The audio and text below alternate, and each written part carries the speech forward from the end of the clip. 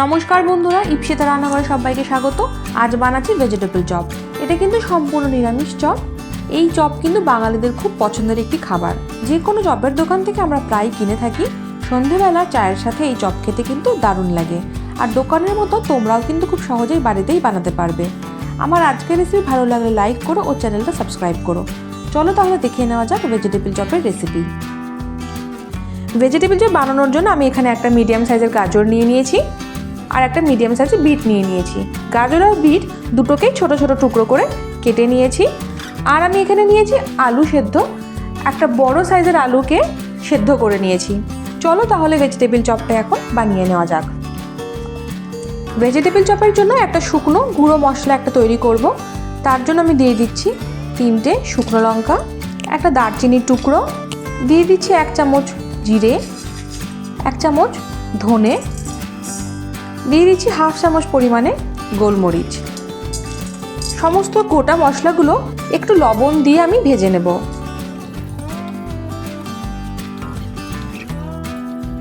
Medium to low ফ্লেমে 2 থেকে 3 minute সময় নিয়ে মশলাটা একটু ভেজে নিতে হবে। মশলাটা আমাদের ভাজা হয়ে গেছে। এখন গ্যাসের ফ্লেমটা বন্ধ করে দিয়ে মশলাগুলো সম্পূর্ণ ঠান্ডা হয়ে গেলে তারপরে এটাকে আমরা গুঁড়ো করে নেব। এবারে আমি গ্যাসের ফ্লেমটা অন করে একটা কড়াই বসিয়ে দিয়েছি। আমি দিয়ে দিচ্ছি পরিমাণ মতো সরষের তেল। সরষের তেলটা গরম হয়ে এলে প্রথমে আমি এখানে কিছু বাদাম ভেজে নেব। এখানে আমি দিয়ে দিচ্ছি কিছু বাদাম। মিডিয়াম টু লো ফ্লেমে বাদামটা আমি ভেজে নেব। মিডিয়াম টু লো ফ্লেমে বাদামটা আমি 2 মিনিট সময় ধরে ভেজে নিয়েছি। এখন বাদামটা আমি তেল ঝরিয়ে তুলে নিচ্ছি। বাদাম ভাজা হয়ে গেলে ওই একই তেলে আমি দিয়ে দিচ্ছি 5 ফোড়ন। মোটামুটি 30 থেকে 40 সেকেন্ড ফোড়নটা একটু নাড়াচাড়া করে নিয়ে আমি এখন দিয়ে দেব আদা কাঁচা লঙ্কা বাটা। এখানে আমি 1 চামচ আদা কাঁচা লঙ্কা বাটা ব্যবহার করছি। মিনিট 2 সময় ধরে আদা কাঁচা লঙ্কা বাটাটা ভালো করে একটু নেড়ে নিয়েছি। আদা কাঁচা লঙ্কা বাটাটা আমার ভালো মতো ভাজা হয়ে গেছে। এখন আমি কুচি করে রাখা গাজর আর বিনসটা দিয়ে দেব।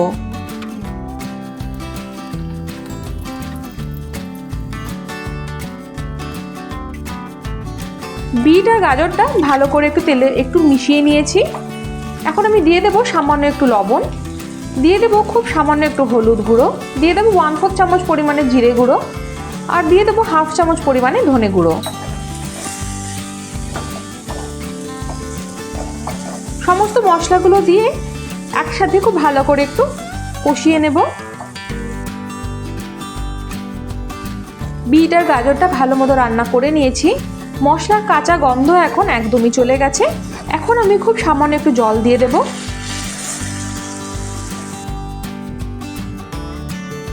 খুব সামান্য একটু জল দিয়ে বিট গাজরটা যতক্ষণ না পর্যন্ত নরম হচ্ছে ততক্ষণ একটু রান্না করে নেব। 5 থেকে 7 মিনিট সময় হয়ে গেছে। এখন একবার দেখে নিচ্ছি।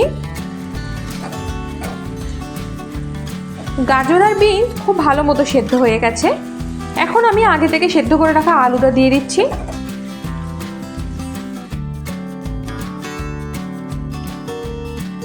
আলু সেদ্ধটা দিয়ে খুব ভালো মতো একটা মিশিয়ে নেব। আলু সেদ্ধটা দিয়ে খুব ভালো মতো মিশিয়ে দিয়েছি।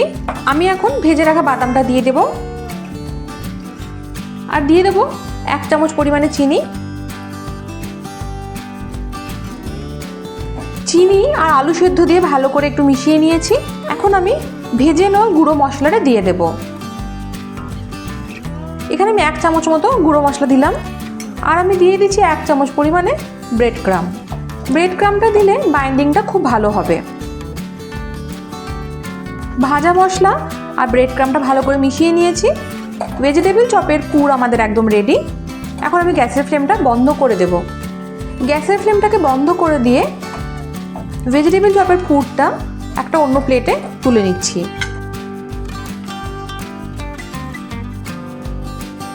ভেজিটেবল চপগুলো ভেজে নেওয়ার জন্য আমি এখানে নিয়ে নিয়েছি পরিমাণ মতো কর্নফ্লাওয়ার, এখানে নিয়েছি শুকনো ময়দা গুঁড়ো, আর এখানে নিয়েছি ব্রেড ক্রাম্ব। প্রথমে কর্নফ্লাওয়ারটা একটু জল দিয়ে গুলে নেব। কর্নফ্লাওয়ারের একটা ব্যাটার আমি তৈরি করে নিয়েছি। এবার সামান্য একটু পুর নিয়ে হাতের সাহায্যে একটু এমনি করে হাতের সাহায্যে পুরটা একটু এমনি শেপ দিয়ে নিলাম। প্রথমে শুকনো গুঁড়ো ময়দার সাথে একটু মিশিয়ে নেব, তারপরে কর্নফ্লাওয়ারের ব্যাটারে দিয়ে তুলে নিয়ে তারপর ব্রেড ক্রাম্বের সাথে ভালো করে কোট করে নিতে হবে।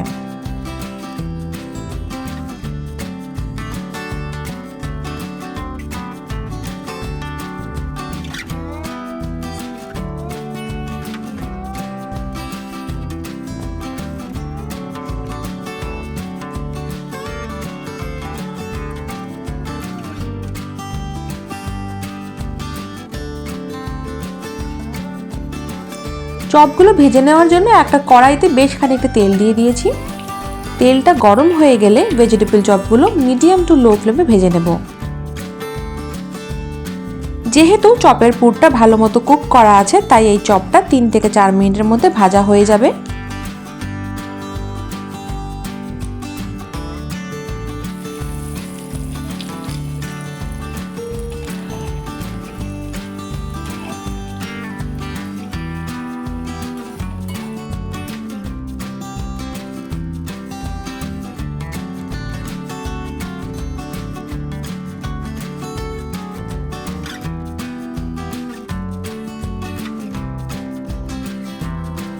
দেখো চপগুলো আমার ভাজা হয়ে গেছে।